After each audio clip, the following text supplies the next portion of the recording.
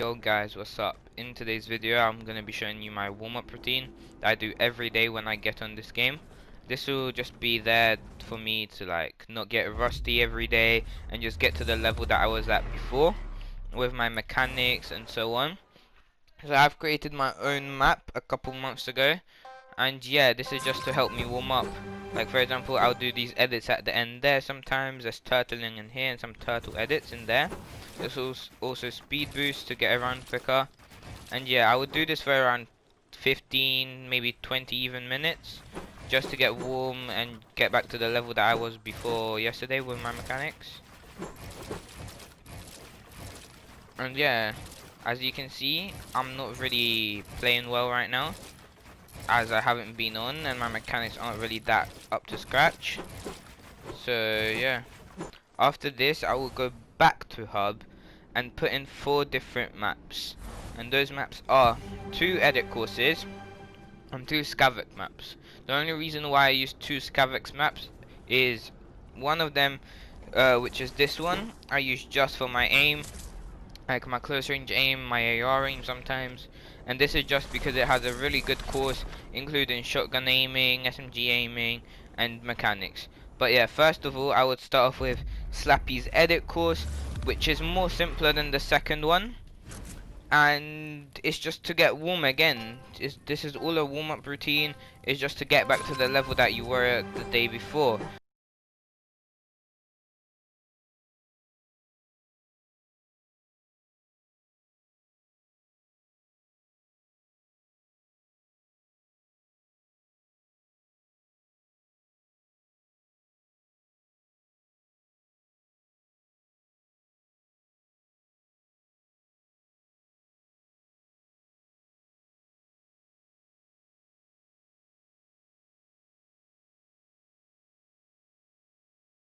After that, I'm done.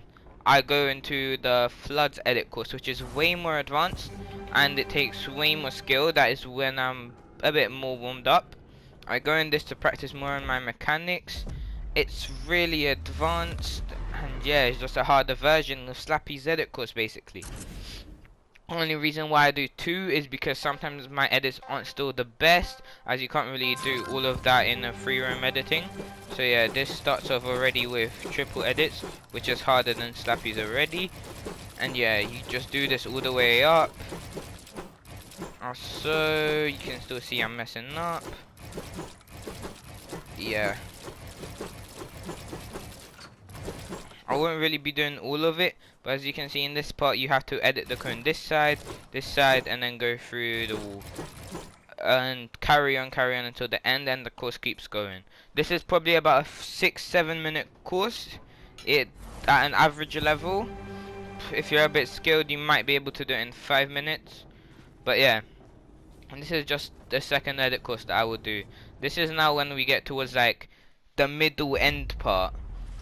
The Scavx aiming training is still not the end for me, so I would usually play this game, well, this map, just for the combat course, which is, as I said before, an edit and aim course. Yeah, so I would get a Scar, Gold Pump, or any shotgun you really want to practice with, and you just start over here. So it just starts with some simple wall edits, and then it goes on to some ramps up. Really, on this I kind of just do my own thing, edit, shoot, do whatever you want. It keeps going and going. It's like, I don't really know the exact time for this, but after you're done, I don't really do any aim training on this map as it is a bit outdated and I don't really like it for my style of play. So I would go back to hub again, and as you've seen before, there's another Scavx aim training, which is basically my whole aim training setup. No building really, except the start, where if I'm still not warmed up, I will do some Mongol classics just to get to it. And yeah, this is what I would do for my aim. Alright, so basically I would first go into the reaction FS, I think it's called, as you might have seen just on the screen. Yeah, but I turn my game sounds all the way down just so I can basically hear my music better and not really have the loud shotgun shots just in my ear constantly. As I also sometimes talk to friends while warming up, and as I said, listening to music. It makes it more like, I wouldn't say fun to do, but it'll pass the time a bit quicker. So yeah, I do that for about 2-3 minutes, and then as you can see, I go onto horizontal aim training, where you basically just track a zombie. It's that simple as it goes, just to get your AR aim well and so on. So yeah, I would do this for maybe 1-2 minutes. Again, it's not really something that I would focus on too much. After that, this is like the main part. I would go into something called bounce 360. Maybe 10-15 minutes on this with just my SMG mostly, tracking zombies as well as possible. As you could see there, I lost a bit of control as I haven't warmed up my aim yet today.